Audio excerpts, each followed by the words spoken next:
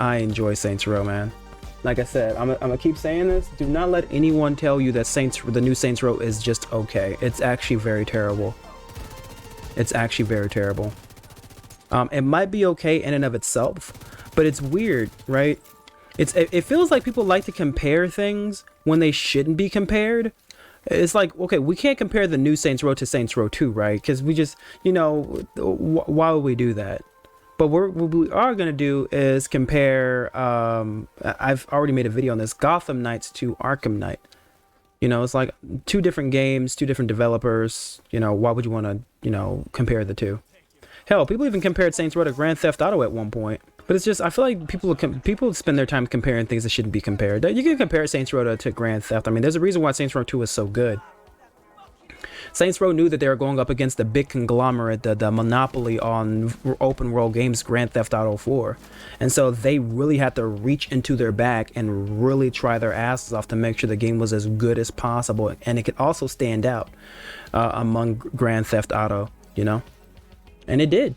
It's just not many people really like sat down and really like played it. But they did enjoy it, but they didn't play it. I think the only reviewer that I know that actually gave like Saints Row proper props, I guess, was Zero Punctuation. That was like the only person that I know. Yahtzee, he's the only one that actually gave them like the proper review, basically saying that it was one of his favorite games of all time. Which again, I get that 100%. I do. It also doesn't help that you can actually have a main character with an English accent as well. I'm pretty sure that actually helped Yahtzee, because he's English. And again, I know he's very cynical with that I don't give a fuck. The game was kind of made for him. But again, it was also just a video game, right? It wasn't focused on realism. It wasn't focused on storytelling in terms of that being its main focus. No, it's that whatever we do, we're gonna fire off on every cylinder in that regard. So again, if we're gonna be doing side missions and side quests, we gotta make sure the side quests are fun, right? If we're gonna do story missions, we gotta make sure the story missions are fun and engaging and dramatic, humorous. We gotta make sure that we put our souls, put our personalities into this. You know, it wasn't a main focus to do one thing. It was just a focus to make sure they released the best game possible. I don't see why you would even think that Saints Row, the new Saints Row, is even close to being this good. Like I said, I thoroughly enjoyed myself tonight. You know a game is good when I say, okay, cool, we're gonna play it for a certain time period, and I say, fuck it, we're not gonna fuck the time period. We're gonna play until you know we're pretty much done and tired. Again, I've done that with The Division on multiple of streams where I'm just having fun because the flow of the game is so nice. You know, the flow of the game for Saints Row is its story. The flow of it is it's just so good. I think the reason why people don't like Saints Row as much as they do Grand Theft is because of the fact that Grand Theft Auto doesn't lock missions behind respect meters. So I know in Saints Row you have to do side activities and little tiny challenges to get your respect meter up. And if you can get respect meter up 1 full bar, you can do a full mission. It kind of reminds me of the Sun and Moon medals from Sonic Unleashed, where you have to get a certain amount of medals before you open up the next stage, you know? So I can see that kind of throttling some people's experiences, basically saying that, okay, cool, I just want to, you know, enjoy the story, but I got to go off and do insurance fraud or mayhem. Now here's the thing, all those activities are really fun though. That's the thing. So I do understand the complaints though. Even though I like those activities in the game, I do understand that complaint. Thing about it is it's a little weird because I know Saints Row 3rd and 4th actually got rid of the respect meter and it felt worse, and I think it's specifically because of the fact the story was a lot weaker that time around. You know, I can tell you 100% I was not engaged with Saints Row 3 and 4.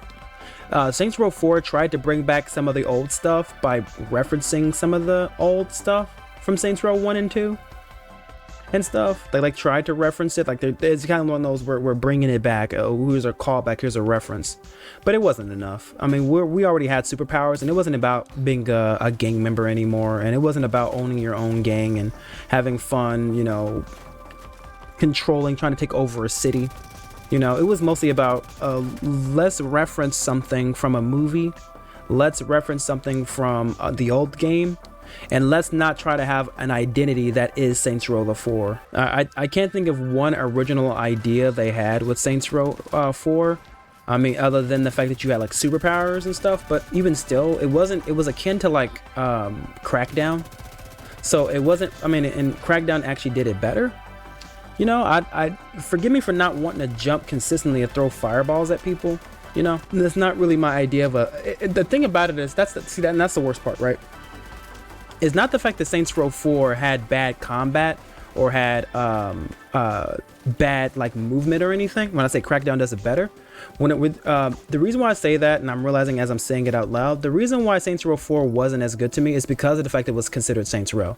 Now, funny enough, if you check my previous stream, I think about 2 days ago, we played Agents of Mayhem, and it's made by the same company. And again, double jumping and superpowers and things, people with huge ass miniguns and people with bow and arrows and shit, and that can go invisible. Again, I'm not batting an eye. You know what I mean? Because it's Agents of Mayhem and not a Saints Row game, you know? I think that's another reason why I don't like Grand Theft Auto 5 too much, because right now we're on the ass boosters and magic part of the game. That's not why. I actually don't like it for a lot of different reasons. It has nothing to do with that. I have an entire grocery list of why I don't like Grand Theft Auto 5. But I feel like that's what it is. You know, I feel like that is what it is. If Saints Row 4 was called Agents of Mayhem 1 and then Agents of Mayhem 2 was called Agents of Mayhem, no. If Saints Row 4 was called Agents of Mayhem and Agents of Mayhem was called Agents of Mayhem 2, I wouldn't have had a problem. I wouldn't have had a problem. I can tell you that 100%, I wouldn't have had a problem. I like a good superhero game, honestly. And there's not enough superhero games out there. It's just the fact that they shoehorned a superhero game into Saints Row, and that was their issue. They shouldn't have done that. They shouldn't have done that at all. That was their biggest fucking mistake. But again, people actually did enjoy doing the superpower stuff. Again, like I said, when you're not really thinking about what made Saints Row special, again, you could just turn your brain off and enjoy anything, you know? But my brain was active the entire time, wanting to get that next little bit of story, that next little bit of Saints Row, that next little bit of what made it special. And again, it was just the same old thing. Funny enough, during the time of me actually playing Saints Row 3 and 4, both of them, again, I was actually having fun with the game. I didn't really think about, you know, what was going on underneath the hood and what made Saints Row special and things like that. I was just happy to play a Saints Row game. I knew it was different, and I was actually okay with that. And different doesn't necessarily mean bad. It wasn't until I got older and I replayed Saints Row the Third and was kind of bored, and I was wondering why I was. And then I jumped on Saints Row 2 and I completely had a blast, and I realized that my body has matured a little bit, and I would just rather. I wish Saints Row would have been mature too, you know? Saints Row 3rd, I mean. I wish it would have been mature as well. It's a very immature game, you know? You shoot waves and waves of enemies, which is nice when you shoot, because, you know, when you're a kid, you don't mind. You're shooting a gun, so it doesn't really matter what game allows you to do so. You just want to shoot a gun. You can get in cars and stuff. You can customize your character. Again, that's good stuff. But when those lists, when you get into the mindset of wanting to experience a game, instead of wanting to play it, you understand there are more to a game than just, you know, than being able to do something. How is the combat? Not the fact you shoot a gun, but how is the combat? You know, not just that, but, you know, how is the customization, which was admittedly worse. Again, I know it sounds like I'm kind of being potential, like, oh, you're just saying you're just the most mature person. I just want more from my games than just a combat system, a clothing system. Like, I feel like it should mean a whole lot more. A good example is when I was playing Saints Row 2 earlier, I was able to put on an overcoat and a nice little suit shirt underneath it, you know? In Saints Row the 3rd, you can't do that. They don't allow you to layer your clothing. Your clothing is already layered. So that little bit of customization that they give to you over your character in the second one is gone in the third one, because, you know, they just felt like it wasn't important to keep, you know? They want to change it, you know? There's no reason to, but they did, you know? Again, your character, I mean, Johnny dies in the third one, and your character doesn't really seem too, I guess, I don't know, worried about that and wanting to exact revenge. And I know in Saints Row 2, they came up with creative ways of actually killing each boss that fucked with them. I know they burned Meryl's face with nuclear waste when he was getting it. They put nuclear waste in Meryl's tattoo vial, so when he was getting his tattoo by his tattoo artist, it burnt his face. They put Meryl's girlfriend in the trunk of a car, and when he was doing his little monster truck show, he smashed that car and his girlfriend in it, turned around, opened the car up, and saw her dead body, probably a puddle, in that backseat. I know with Shogo, again, after what he did to Aisha and to Johnny, buried him alive. So it's just, there were so many more creative things about how your character went about getting revenge and actually playing the game. And again, the reason why these things happen isn't because of the fact, isn't it, you know, funny that these things are happening, or isn't it dramatic that these things are happening? It was the fact that your character was hurt, and so they decided to hurt back a whole lot harder. You know, the game said, okay, they killed someone that was very important to you, and so your character is going to exact their revenge the best way they know how. You know, and the Saints Row 2 might have been a humorous game, but it knew when to take itself serious, and it did at times. You know, death isn't necessarily funny. Death should be taken serious, and they did take death serious in that game. About as goofy as Saints Row 2 is, they knew when to pump the brakes on the humor and give you some actual serious storytelling. And again, that's where the maturity part comes in, because when it comes to like children and stuff, when I say maturity, again, people don't want to teach children about death. You know, they feel like that's not something they should know about. Things like that. You know, kids should always laugh, which is why a lot of animated movies are very colorful and don't really have big problems. You know what I mean? Because again, it's one of those things where we don't want the kids to be exposed to such, you know, such tones, you know, like death and all those other things, and pain and suffering, you know, and grief, you know. And so that's what Saints Row were. Those are the things that they were putting off when the game needed to get serious. And the thing about Saints Row the Third is they didn't know when to pump those brakes. Yes, Johnny died, but he died off screen. And yes, Shandy was mad for like 1 or 2 missions after that, but your character wasn't. And to exact revenge, you just basically shot at waves and waves and waves of enemies. You didn't really do anything creative to show that, you know, it did hurt your main character, or your main character didn't do anything. So it was just weird, you know. And so going back to the story of Saints Row the Third, I realized that, yeah, this isn't as it doesn't have any weight. Basically, we're shooting enemies, yes, and we're joking at the same time. We're killing enemies, yes, and we're joking at the same time. You know, it's just, again, and then there was that pimp with the auto-tune cane for his throat. Again, that can work, but when things get really serious, like, again, it's gonna really like clash with the tone. Imagine if someone like Johnny does die, and then you hear some man with an auto-tune cane trying to, you know, say something serious about the situation at hand. Like I said, that's not, it doesn't work that way. Again, you can't stay serious when someone has auto-tune for their normal voice, you know? Again, it's funny, it's hilarious, it's humorous, right? But again, like I said, it doesn't solve, it doesn't help, basically, when you're trying to take things serious, is what I'm trying to say. I said, I don't mean to sound pretentious, I really don't, like I just know everything, I don't, but that's what I've realized, that's what's missing from Saints Row. It's just a serious, an overall serious tone. Again, like I said, I'm still heartbroken when Carlos dies, you know? The reason why they killed Johnny off screen is because they didn't want the game to be taken too serious in Saints Row the Third. That's what, again, that's what I believe, right? Because if they really took the game serious, they would want, you know, they would want everyone to say, okay, yeah, Johnny's dead, so let's show him dead, you know? This is a really serious situation. I feel like we should all be here to mourn the death of a character that has been beloved for the past, you know, I would say 5-6 years, you know? No, they killed him off screen because it's a lot easier not to mourn when you don't see someone die. Again, the amplification of someone dying is a lot better than someone actually dying. And so we can actually spend more time, you know, telling jokes than we can actually taking this scene serious. Because again, we don't want to be serious, we want to be funny. And that's what's really going to separate us from Grand Theft Auto, is our humor. Us being funny, us being more edgy, in your face, humorous, funny, ha ha, he he. That's what makes our game different from Grand Theft. Funny enough, Grand Theft Auto went in that same direction, you know? I don't really take Grand Theft Auto that serious anymore. I took Grand Theft Auto 4 very serious. I take Grand Theft Auto San Andreas very serious for the tone that they were giving off. Again, a lot of humorous things happen in those games, but it was a very, it did take itself very serious when it needed to. And again, we don't have that anymore.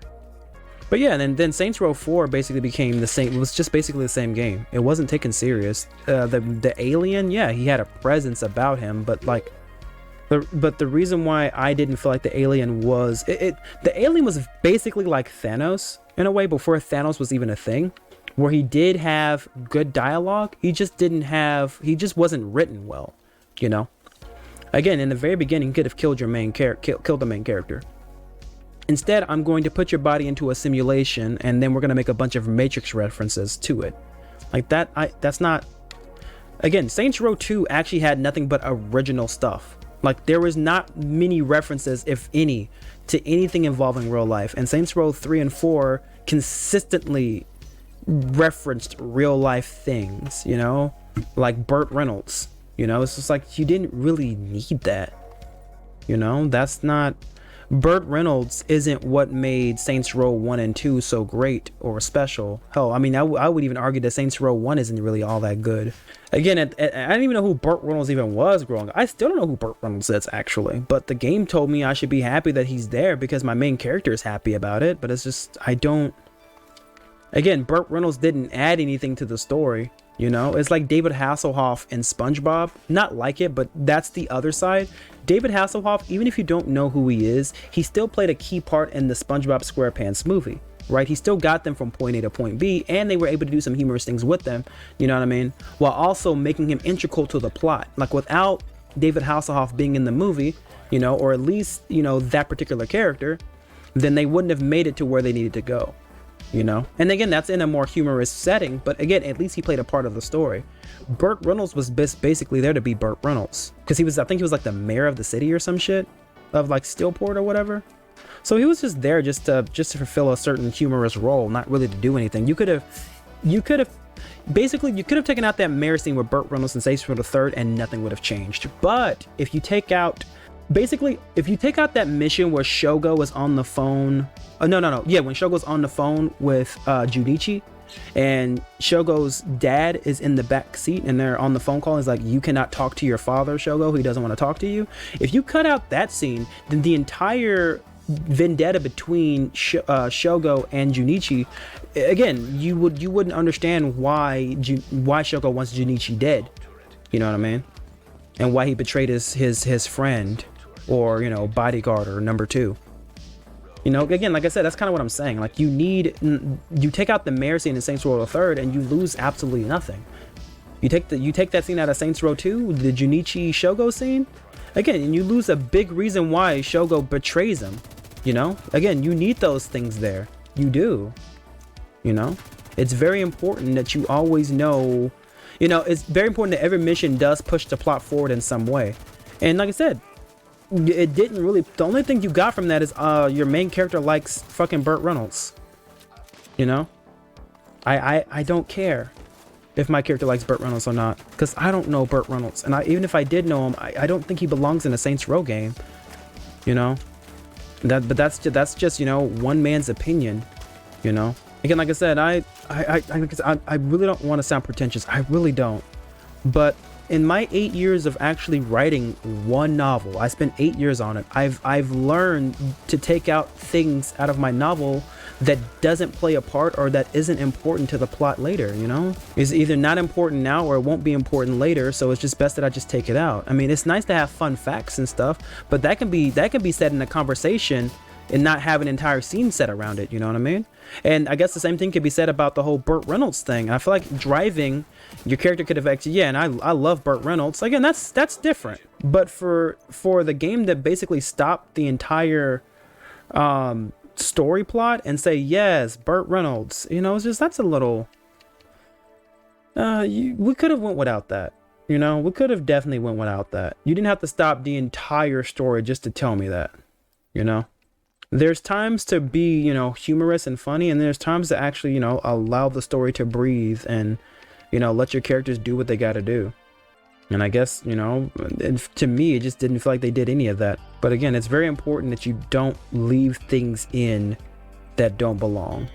And again, like I said, that could have been said on the side, and you could have actually put your assets toward making a cutscene that's actually worth a damn to the plot and story, rather than showing Burt Reynolds and wasting money on the voice actor and everything. Maybe we could have got better mission structure with the money you get to Burt Reynolds to make his fucking 2-minute cameo. You could have given us way more out of the story with the money that you used on Burt Reynolds. Like I said, I don't want to say that those games are bad. Like Saints Row 3 and 4 aren't bad games. They're bad Saints Row games. The new Saints Row game isn't a bad game. It's a bad Saints Row game. And people don't understand that. They would rather see some people. It's weird that people are hyperbolic when things aren't really as bad. But when things are fucking terrible, they choose to try to be they choose to play devil's advocate. This isn't with everyone, but this is what I've just noticed with some people, because I feel like in unison we should all say that Saints Row is a terrible game. But we didn't. Some people said it's not that bad, but nothing's ever that bad, right? When you hear something about being completely fucking terrible, again, you do assume the worst. And I think the most terrible a game could be is it doesn't function, right? It doesn't turn on and it doesn't work. But to say that, yeah, man, those jokes might not have landed, but it's not that bad. It's like, yeah, it's not. You know what I mean? Your brain is going to automatically tell you it's not that bad after you've been told it's been that bad. Hell, when people say that movies or video games are really good, you play it and you realize it's not that good. Because your brain says it better give me an orgasm, or it's just another game, you know? Like I said, it's cool though. Like I said, I'm gonna, you know, have my opinions about, you know, how I feel the game should be, the new Saints Row and Saints Row 3 and 4 should be treated. You know, but again, if the people enjoy those games, that's fine. It's just, I wish they knew how good the previous Saints Row games were. Because if you knew how good they were, you would be very, very upset with how the games turned out. I mean, I've had straight up YouTubers saying that, yeah, the new Saints Row is actually really good. They let me play it early. And I'm a big fan of the Saints Row series, and I have to stop them right there. Like, there's no way you can be a fan of the Saints Row series, turn around and play the new Saints Row game and think to yourself that they're anywhere near either the same game or they have the same tone and feeling. Like, you are lying to yourself. And this is a YouTuber with a lot of followers, so a lot of people did buy into it, you know? Again, people go to YouTubers because they are considered the experts, you know? They're considered the experts. That's why I don't really look at YouTubers the way I used to anymore. I don't look for them for opinions. I look to them for entertainment. I get it, you know, and some people, you know, some people just like playing video games, you know? Some people just like playing video games. Like, it doesn't really matter what video game it is. I just like playing video games. The Saints Row had shooting and gang members, you know? The new Saints Row has shooting and gang members. I don't see what else you would want, you know? And I guess that's what it is, basically. Some people who do give games leeway are the ones who focus on the what and not the how, right? It's not, again, yes, the game does have the what, which would be, you know, gang members and shooting and car stealing and character customization, but how is the shooting mechanics? How is the story? How is the character customization? How was it implemented? Those are the questions you have to ask yourself to really give something a fair critical review, in my opinion. You know, but instead some people would just rather just play games, you know? Again, there's nothing wrong with just wanting to play games. It's just, I feel like a lot of people take those YouTubers who just like to play games and they take their word as fact, and then so it becomes a culmination of this below mediocre game is actually okay. And so that's another reason why I feel the gaming industry is going down right now. It's because some people aren't getting their shit pushed in properly. People are still saying to this day that Saints Row isn't that bad of a game. There's only a handful of people that I follow, at least, that are saying that the game is, you know, only a handful of people that I know are saying it's terrible. All the other, you know, YouTubers that I've at least looked at are saying it's okay. Basically, it's just not funny, but it's okay. Like, bro, it's a terrible Saints Row game. But again, we're not seeing it as a Saints Row game because they never really played the other games or were never fans of the previous games enough to really understand what made the Saints Row 1 and 2 very special, mostly number 2. But again, that's just one man's opinion.